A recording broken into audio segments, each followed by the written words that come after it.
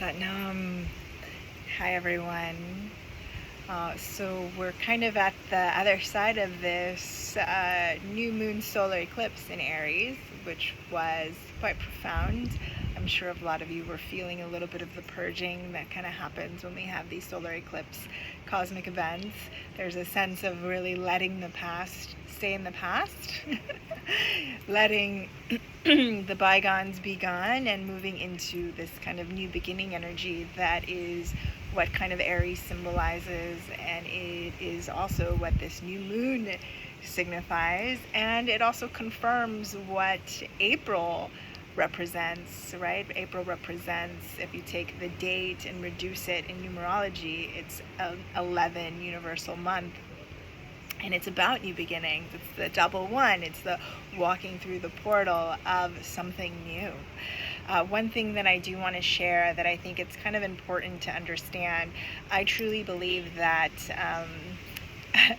what's important in terms of news is the cosmic download that's coming in, because the planets don't necessarily lie unless the interpreter does, and they're quite on point, and you can also leverage these times to understand how to navigate through these times that we're experiencing collectively, individually, and even as a global human race, right? So we are having this kind of back-to-back experience of two cosmic events this week. And the first, again, was the new moon solar eclipse, and it was in Aries the second time for this year. It started in March 20th, and then now again April 20th. So it's a good time to reflect on what we started.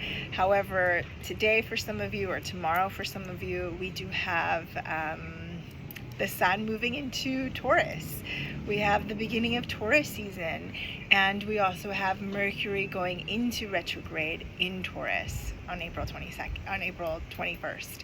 And then the next day we also have Earth Day, which is such a beautiful day to recognize and celebrate this kind of ode to nature. So in Taurus we kind of have this experience of groundedness.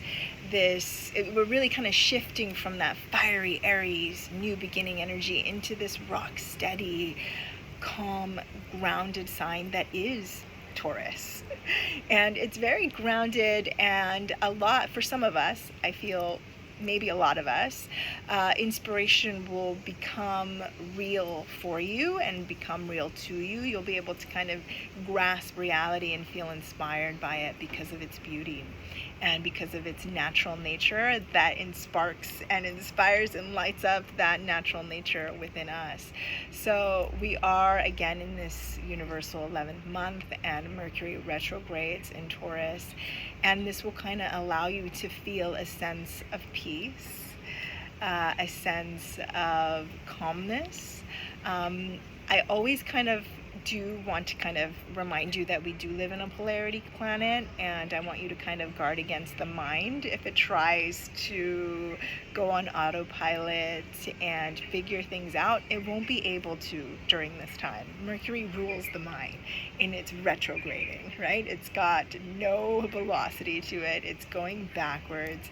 So you won't be able to figure things out with this capacity of the mind. So this is really a time to calm it down, right? To take a breather, to kind of enjoy the presence, to come back into reality through your sensory apparatus, through your five senses, and really feel the grounded steadiness of reality of what's coming and arising for us now, individually and collectively, of course.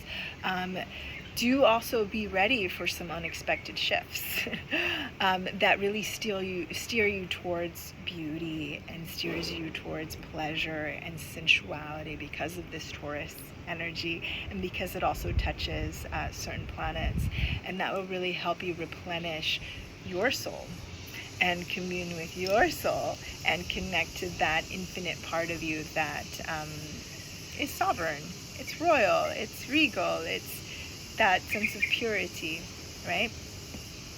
So really remember to engage with nature during these next 3 weeks. Taurus is an earth sign. Mercury, the sun, and Uranus are all in Taurus. And Uranus really gains inspiration through this earth sign. So for some of us, it's spring in the northern hemisphere, and it may be autumn in the southern hemisphere. I'm in Bali, so it is this autumn vibe that we're experiencing, where it's like more breezy, it's cooler here. It's such a nice time to come and visit. If you're ever thinking, come during your spring, because it's cooler, it's not as heat, it's not too much heat. So with that being said, really kind of take up some breath exercises, take up some breath practices, go to a breath workshop, exercise if you can, try to walk in nature, try to run in nature, whatever fixes that need for you to move. And try to go outside as much as you can during these 3 weeks. And I only say this because it will support you to maintain that inner harmony and inner grounding that Taurus inspires in us, right? Even maybe bring in a tea practice if you don't have one.